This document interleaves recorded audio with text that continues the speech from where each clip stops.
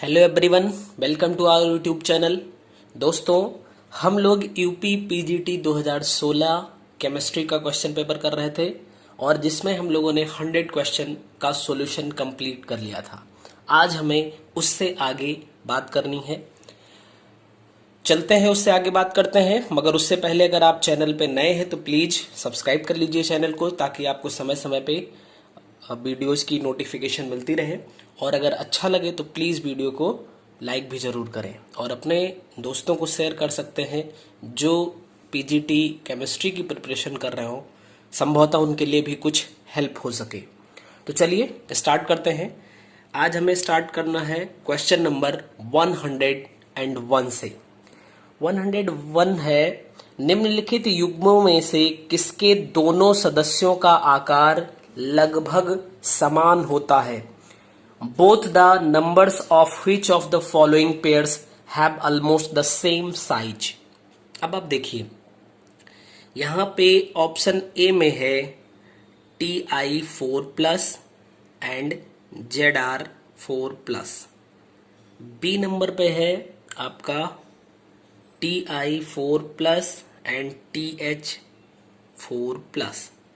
Option C है Zr4+ and HI तो कुछ होता नहीं है, 4+, देखते हैं अभी, एंड Zn2+ कामा Zr4+। मुझे लगता है ये HF होना चाहिए, क्योंकि ये सारे एलिमेंट्स जो यहाँ पे इसने ले रखे हैं ये D ब्लॉक के एलिमेंट्स हैं। इसका मतलब कि ये अगर HF कर ले तो ये भी D ब्लॉक का हो जाएगा। अब देखिए, समझिए आप बात को, ये Ti है, इसको हम बोलते हैं टाइटेनियम, ठीक है, Ti को टाइटेनियम बोलेंगे। ये 3D का होगा, यहाँ पे मैं लिख दे रहा हूं, ये 3D सीरीज में आएगा। अगर आप Zr यानी कि जर्कोनियम की बात करेंगे तो ये 4D सीरीज में आएगा। ऐसे ही यहाँ पे देखिए, Ti यानी कि ये 3D का हो जाएगा। TH मीन्स होता है थोरियम, तो ये F ब्लॉक का हो जाएगा, यानी कि एक्टिनॉइड सीरीज में। और अगर आप HF की बात करें, HF आपका ये किस में आ जाएगा, 5D में आ जाएगा। और Zn आपका ये तो फर्स्ट टी सीरीज यानी 3D में आ जाएगा। अगेन ये 3D में आएगा और ये आपका Zr आएगा 4D में, ठीक है। तो आपके सामने ये सारी चीजें आ गई। अब देखिए आप ध्यान से, इसको हमें सॉल्व करना है, बताना है कि कौन सा यानी किसमें लगभग जो है वो सेम आएगा, ठीक। अब चलिए इसको सॉल्व करें। देखें, ये मैंने थोड़ा सा गड़बड़ कर दिया है, यहाँ पे Zr ही है, यहाँ पे सॉरी, तो इसका मतलब ये हो जाएगा 4D का। अब आप समझो, चाहे आप बात करो एटॉमिक रेडियाई का, या फिर आप बात करो आयनिक रेडियाई का, या फिर आप बात करो साइज, यानी कुछ भी आप कह सकते हो। तो जनरल वे में क्या होता है कि हम टॉप टू बॉटम चलेंगे तो इंक्रीज करती है, means generally top to bottom क्या होगा, इंक्रीज करेगी, ठीक है, कोई दिक्कत नहीं है।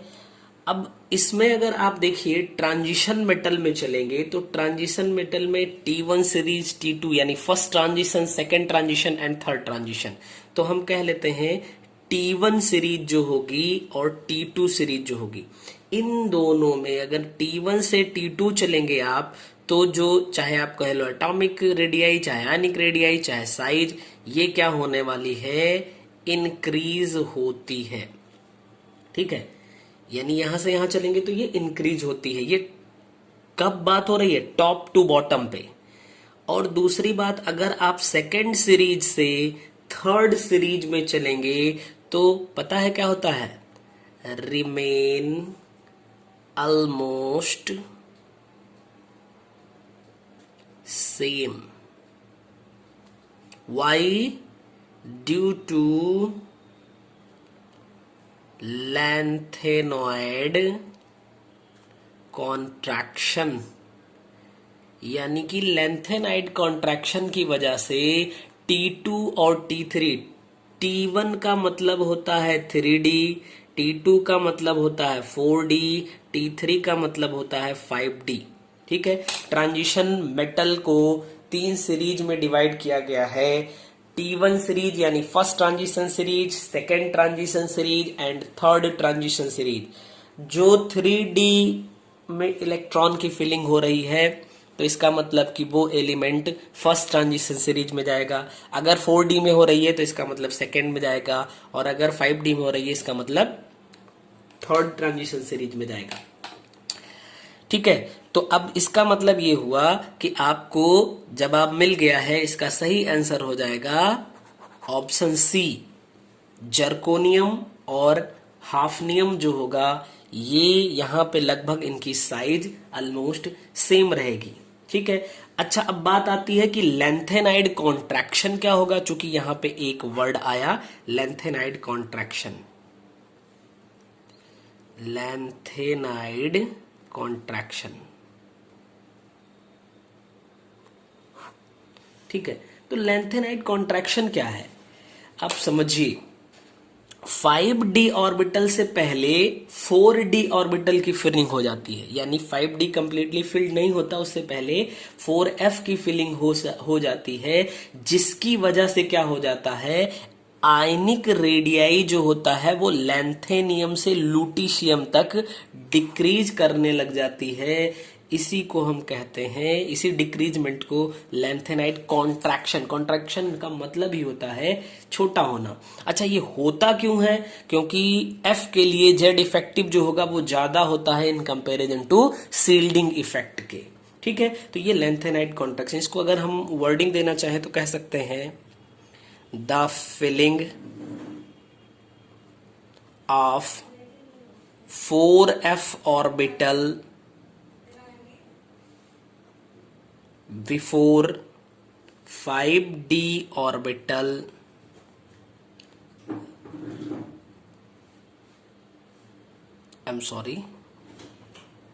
the filling of 4F orbital before 5D orbital results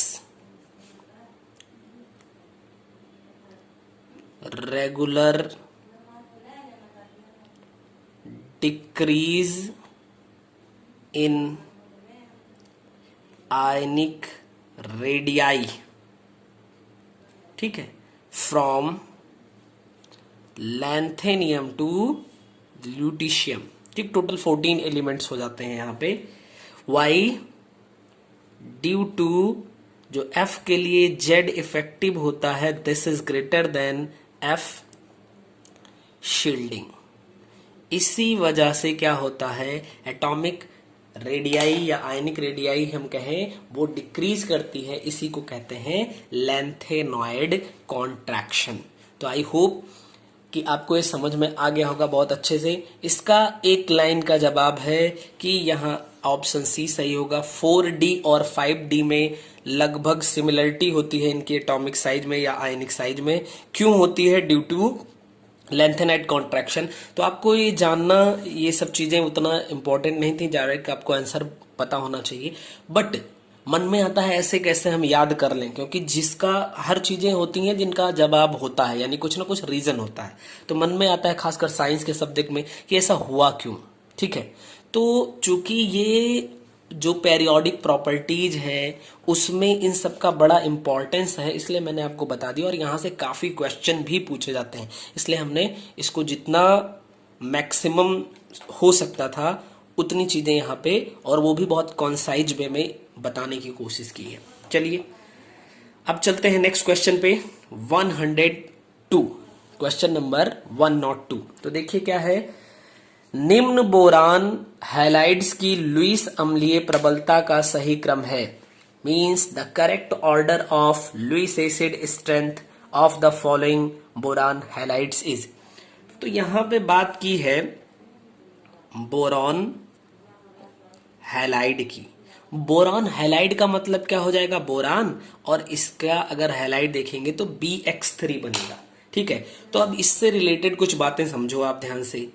boron के पास 5 इलेक्ट्रॉन होता है, ये 3 लोगों से सॉरी 5 इलेक्ट्रॉन होगा। इलेक्ट्रॉनिक कॉन्फ़िगरेशन करेंगे तो क्या मिलेगा 2,3।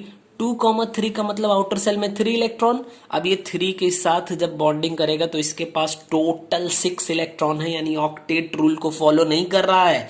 इसका मतलब इसके पास 8 से कम इलेक्ट्रॉन है, मतलब ये हो जाएगा electron deficient centre.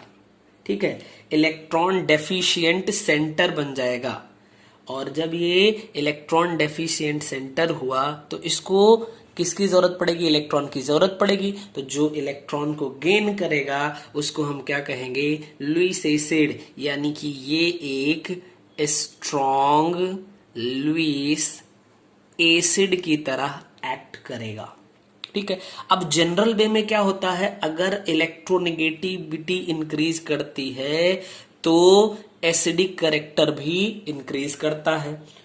But boron halide के केस में ऐसा नहीं होता है। बोरान हैलाइड के केस में क्या हो जाता है, जस्ट रिवर्स हो जाता है। यानी इस हिसाब से देखें तो फ्लोरीन की इलेक्ट्रोनेगेटिविटी सबसे ज्यादा होता है। अब बोरान का जो फ्लोराइड है वो सबसे ज्यादा क्या होना चाहिए, एसिडिक होता है। बस ऐसा नहीं होता, जस्ट अपोजिट हो जाता है। कैसा, सबसे पहले Bi3, then Br3, then BCl3, then BF3, ये सीक्वेंस होता है। यानी कि सबसे ज्यादा एसिडिक ये हो जाता है, एसिडिक कैरेक्टर। ठीक है, तो जो बोरान आयोडाइड है वो सबसे ज्यादा एसिडिक हो जाता है। काहे भैया, इसका रीजन जो है वो एक वर्ड का है, बैक बॉन्डिंग। ठीक है, क्यों ऐसा होता है, बैक बॉन्डिंग की वजह से होता है। ठीक है, और बैक बॉन्डिंग, अब बात आती है बैक बॉन्डिंग क्या होगा। तो बैक बॉन्डिंग का मतलब होता है, जैसे देखिए दो लोग अगर आए, यानी 2 एटम आए और उन्होंने बॉन्डिंग किया, तो इसका मतलब बॉन्डिंग करने के बाद किसी एक के पास बॉन्डिंग हो जाए, उसके बाद किसी एक के पास बैकेंट ऑर्बिटल हो और उसके जस्ट एडजेसेंट वाले के पास लोन पेयर इलेक्ट्रॉन हो। यानी one atom should have lone pair electron and other atom, यानी कि जो एडजेसेंट हो, शुड बैकेंट ऑर्बिटल। तो वहां पे क्या होगा, बैक बॉन्डिंग होगी। अब अगर बोरान के केस में देखिए तो इसके पास बैकेंट ऑर्बिटल होता है। ठीक है, क्या होगा, बैकेंट ऑर्बिटल होगा। और फ्लोरीन जब इसने एक की शेयरिंग कर लिया तो इसके पास लोन पेयर इलेक्ट्रॉन हो जाएंगे। ठीक है, कितने, कौन से इलेक्ट्रॉन हो जाएंगे, लोन पेयर। और ये लोन पेयर इलेक्ट्रॉन इसके पास देगा ये, और यहां पे ये बनेगा बैक बॉन्डिंग का केस। ठीक है, तो आई होप कि चीजें आपको क्लियर हो गई होंगी। तो अब चलिए नेक्स्ट क्वेश्चन पे चलते हैं, यानी question number 103।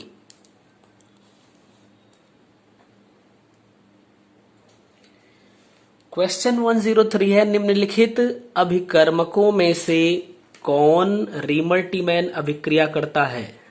Which of the following undergo Reimer Tiemann reaction. और यहाँ पे 4 ऑप्शन आपको दिख रहा होगा। तो रीमल्टीमैन रिएक्शन आप जानते हैं कि ये फिनॉल से रिलेटेड है। क्या है, फिनॉल से रिलेटेड है। तो देखिए आपके पास अब होता क्या है रीमल्टीमैन रिएक्शन, इसको हम लिख सकते हैं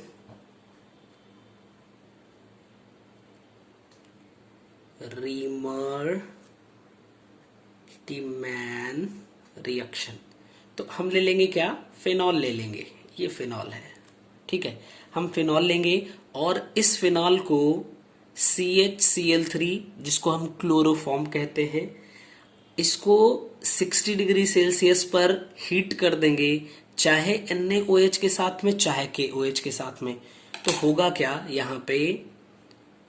यहाँ पे हमें अल्फा और अल्फा नहीं, आर्थो और पैरा सब्स्टिट्यूटेड प्रोडक्ट मिलेगा। तो यहाँ पे OH तो रहेगा, ये कनेक्ट हो जाएगा CHCl2, एक यहाँ से H और Cl यहाँ से रिमूव हो जाएगा। ठीक है, ये आर्थो पे मिलेगा, ऐसे ही पैरा पे भी मिल जाएगा। ठीक है, तो हम एक को लिख लेते हैं, कोई दिक्कत नहीं है। और फिर वापस से NaOH से हम इसका रिएक्शन करवाएंगे तो होगा क्या कि यहाँ पे CHCl2 तो रहेगा ही, यहां से क्या होगा कि यहां पे आ जाएगा ONA यानी OH और H2O यहां से हट जाएगा। अब इसकी अगर आप एसिड हाइड्रोलिसिस करवा देंगे तो फिर क्या होगा, again you got this one OH and CHO। ठीक है, इसको हम बोलते हैं, देखिए, आर्थो हाइड्रोक्सी, और इसको बोल देंगे बेंजल्डिहाइड, बेंजल्डिहाइड। ठीक है, तो आपको बेंजल्डिहाइड मिल जाता है। अच्छा, एक बात और समझ लीजिए यहीं से, अगर मान लीजिए इसने थोड़ा सा रिएक्टेंट तो दिया ही, ये इसने रिएजेंट चेंज कर दिया, यहाँ पे क्लोरोफॉर्म की जगह पे अगर ये CCl4 ले ले और कहे 60 डिग्री सेल्सियस पे इसको NaOH के साथ या KOH के साथ हीट कर दो, तो आप जानिए प्रोडक्ट चेंज हो जाएगा। इस बार आपको प्रोडक्ट चेंज होके यहाँ पे तो OH रहेगा, यहाँ CHO जो आ गया है ना, ये COOH आ जाएगा और इसका नाम है सैलिसिलिक एसिड। सैलिसिलिक एसिड, या इसको कह सकते हैं आप आर्थो हाइड्रोक्सी बेंजोइक एसिड। इसका जनरल नेम जो है वो सैलिसिलिक एसिड होगा। तो आई होप कि आपको ये चीज समझ में आई होगी। इसका मतलब आपका बी ऑप्शन सही होगा, क्योंकि बी ऑप्शन पे ही लिखा हुआ है अल्कोहल। नेक्स्ट क्वेश्चन है, नेक्स्ट क्वेश्चन मीन्स कि 104th नंबर पे, 104th नंबर का क्वेश्चन है, यदि 100 डिग्री सेल्सियस पर जल की वाष्पन ऊष्मा 540 कैलोरी पर ग्राम है, तो 1 मोल जल के वाष्पन की एंट्रोपी परिवर्तन होगी। इंग्लिश में है, if the heat of vaporisation of water at 100 degree Celsius is 540 calorie per gram, then entropy change for the evaporation of 1 mole of water will be. तो आप समझिए, यहां पे H दे दिया, heat of vaporisation, that is 540 calorie mole inverse. ठीक है, उसके बाद टेम्परेचर इसने कहा है 100 डिग्री सेल्सियस, और आपसे पूछा है एंट्रोपी, वेपोराइजेशन की एंट्रोपी में क्या चेंज आएगा। अब आप समझो, 100 डिग्री सेल्सियस को हम क्या लिख सकते हैं, अगर केल्विन में कन्वर्ट करें तो 373 केल्विन लिख सकते हैं। ठीक है, 273 को इसमें ऐड कर देंगे, कोई दिक्कत नहीं होगी। अच्छा, एक बात समझो, 1 मोल H2O का क्या मतलब होता है। H2O मीन्स कि इसका 16 और 2 18 ग्राम H2O। तो 1 मोल H2O को हम 18 ग्राम H2O भी लिख सकते हैं। अब देखिए, डेल SB यानी कि एंट्रोपी में जो चेंज हो रहा है वो HB heat of vaporisation upon temperature के हो जाएगा। ठीक है, अब देखिए, इसकी वैल्यू है आपके पास 540 कैलोरी मोल इनवर्स। ठीक है, ये किसके लिए है समझिए, ये एक मॉलिक्यूल के लिए है। यहाँ पे 1 मोल की बात कर रहा है तो इसमें 18 ग्राम कर दीजिए, अपॉन पे आ जाए तो ये 373 केल्विन कहेंगे। इसको थोड़ा सा सॉल्व करेंगे, इसको सॉरी, ये ग्राम नहीं, ये आपका आएगा ग्राम H2O ग्राम पर मोल हो जाएगा, यानी कि 1 मोल में 18 ग्राम हो जाएंगे और मोल से मोल कैंसिल हो जाएगा। 18 इंटू 540 इंटू 18, ये क्या बचेगा, कैलोरी, ये केल्विन ऊपर चला जाएगा, एंड हेयर यू गॉट मोल। ठीक है, तो और अपॉन 373, ये भाई मोल मोल तो कैंसिल हो जाएगा, ग्राम आना चाहिए। कुछ मैंने गड़बड़ किया क्या? जी हाँ, बिल्कुल गड़बड़ किया। यहाँ पे जो ग्राम इनवर्स गिवन है तो इसको हम ग्राम लिखेंगे, तो ग्राम से ग्राम कैंसिल हो जाएगा और ये मोल आपका ऊपर चला जाएगा। अब ठीक है, ठीक है ना। अब देखिए, ये 373 से इसको डिवाइड करिए तो 1 टाइम्स जाएगा, एंड अगेन आपका ये लगभग 100 समथिंग हो जाएगा, और ये जाएगा फिर लगभग 4 टाइम्स। ठीक है, इनटू, देखिए हमें नियर अबाउट निकालना है, 18 कर दें तो इससे हमें मिल जाएगा 18 4 जा 72 एंड 25.2 पे पहुंचे।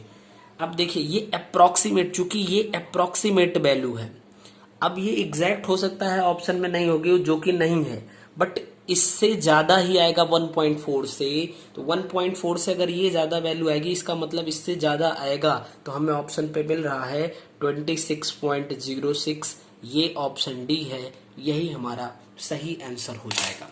उम्मीद है आप लोगों को समझ में आया होगा। चलिए नेक्स्ट क्वेश्चन पे चलते हैं।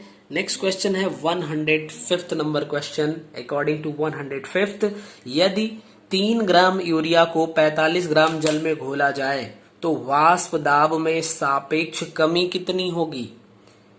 If 3 gram urea is dissolved in 45 gram of water, what will be the relative lowering of vapour pressure? तो ये तो बड़ी सिंपल सी बात है, आपको राउल्ट्स लॉ भी याद होगा और लोअरिंग प्रेशर भी। तो लोअरिंग प्रेशर मतलब देखिए, कोई सॉल्वेंट है, उस सॉल्वेंट का मान लीजिए वेपर प्रेशर ये है, अगर इसमें कोई सोल्यूट डिसॉल्व किया जाता है तो इसका प्रेशर, वेपर प्रेशर कम हो जाता है। तो कितनी कमी हो जाएगी, इसमें से हम सॉल्यूशन वाले को हटा देंगे और किसका रेस्पेक्ट में देखेंगे? प्योर सॉल्वेंट के। और ये जो होता है वो इक्वल होता है जो आपने सॉल्वेंट यहां पे ऐड किया उसके मोल फ्रैक्शन के, ठीक है, उसके मोल फ्रैक्शन के, जिसको आप लिख सकते हो, जैसे यहां पे आपने यूरिया लिखा तो यूरिया का number of mole upon total mole, यानी यूरिया प्लस वाटर, यूरिया और वाटर मिलके ही तो ये बनाएंगे, ठीक है। अब देखो इसी का हमें करना है यूज, लेकिन हमें मोल नहीं पता है। Number of mole of urea अगर हमें पता करना हो और number of mole of water हमें पता करना है, तो इसको जब हम देखेंगे यूरिया, यूरिया का मतलब हो जाएगा, आप समझो, यहां पे हम लिख दें urea, urea means NH2CO NH2। अगर आप इसका मॉलिक्यूलर वेट निकालेंगे तो आ जाएगा 60। यहाँ पे 3 ग्राम गिवन है तो 3 ग्राम अपॉन 60 ये बन जाएगा आपका 0.05 मोल, 0.05 मोल बन जाएगा। और वाटर के केस में, वाटर के केस में अगर आप देखेंगे तो ये कितना ग्राम गिवन है? 45 ग्राम गिवन है। तो 45 ग्राम और वाटर का कितना हो जाएगा? 16 to 18, ये बन जाएगा 5/2, 5/2 मीन्स 2.5 बन जाएगा। अगर आप टोटल मोल देखेंगे तो ऐड कर लेंगे, यानी 2.55 बनेगा। बोलिए, कोई दिक्कत नहीं ना। और P0 minus PS upon P0, इसी को lowering of water, sorry vapour pressure आप बोलेंगे। ये किसके इक्वल हो जाएगा? यूरिया का कितना है? 0.05 अपॉन 2.55। बताइए, कोई दिक्कत नहीं होगी ना? ठीक है, इसको आप थोड़ा सा सॉल्व करिए तो ये 5 से कैंसिल होगा, 1/5 1/51 पे जाएगा, जो कि नियरली 0.0, और 0 लगाएंगे तो ये 100 हो जाएगा, 51 1 जाएगा, और फिर ये लगभग जाएगा 9 टाइम्स। ठीक है, और भी आगे हो सकता है, जिसको आप नियरली लिख सकते हो 0.02, और ये आपका ए ऑप्शन सही हो जाएगा। तो उम्मीद है कि आपको ये क्वेश्चन अच्छे से समझ में आया होगा। चलिए नेक्स्ट क्वेश्चन की तरफ मूव करते हैं। Question number 106। क्वेश्चन नंबर 106 है, यदि एक वाष्प इंजन उच्च दाब पर 400 केल्विन एवं 300 केल्विन के मध्य कार्य करता है तो इंजन की दक्षता इसमें से क्या होगी? If a steam engine operates between 400 Kelvin and 300 Kelvin under high pressure, what will be the efficiency of the engine in the following? अब आप समझिए, तो आपको टेम्परेचर गिवन है, टेम्परेचर गिवन है means T2 is equal to 400 Kelvin and T1 is equal to 300 Kelvin. You have to find out the efficiency of engine. Carnot cycle आपने पढ़ा होगा, efficiency of engine equal to 1 minus T2 upon T1, जिन दो temperature के between में, T1 upon T2 जिनके between में operate कर रहा है, यानी इसको लिख सकते हो T2 minus T1 upon T2। बताइए, कोई दिक्कत नहीं ना। यानी efficiency is equal to 400 minus 300 upon 400, you got 100 upon 400 यानी 1 upon 4, that is 0.25। efficiency of the engine equal to 0.25। this is the C option. इसका मतलब C ऑप्शन आपका सही होगा। उम्मीद है आपको समझ में आया होगा। नेक्स्ट है क्वेश्चन नंबर 107।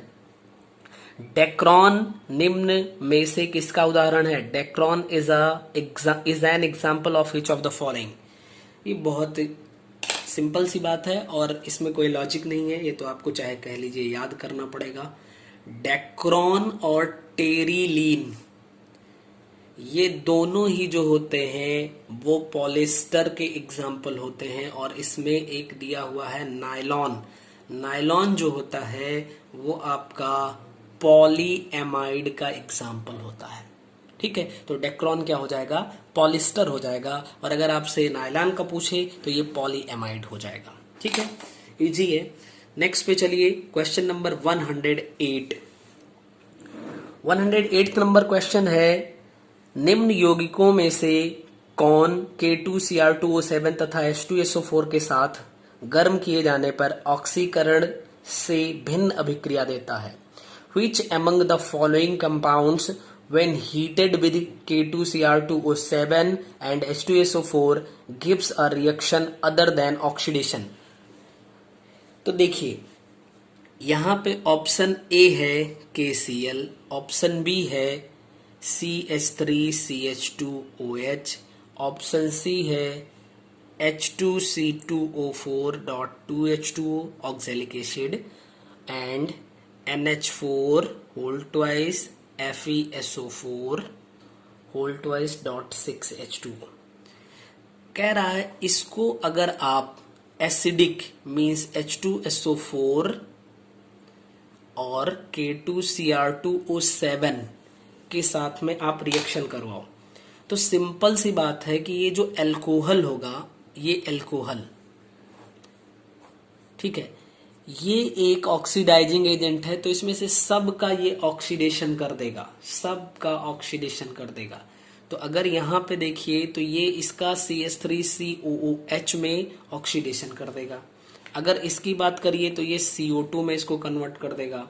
ठीक है, और ये करस्पॉन्डिंग इन यहाँ पे करस्पॉन्डिंग सल्फेट में सबका कन्वर्जन हो जाएगा। ठीक है, यानी करस्पॉन्डिंग सल्फेट, तो इन सब में तो ऑक्सीडेशन होगा, बट KCl में किसी के भी ऑक्सीडेशन नंबर में कोई चेंज नहीं आता। हालांकि यहाँ पे प्रोडक्ट जो होगा CrO2Cl2, जिसको आप कहते हैं क्रोमिल क्लोराइड, क्रोमिल क्लोराइड का फॉर्मेशन होगा। तो K2Cr2O7 एंड H2SO4 जो है ये KCl के साथ ऑक्सीडेशन रिएक्शन नहीं देता, बाकी सब के साथ ऑक्सीडेशन रिएक्शन देता है। तो अब बात आती है नेक्स्ट क्वेश्चन की, और 109 नंबर क्वेश्चन से आगे हम लोग नेक्स्ट वीडियो में बात करेंगे। तब तक आप सभी लोग अच्छे से पढ़ाई करते रहिए और स्वस्थ रहिए। Thank you.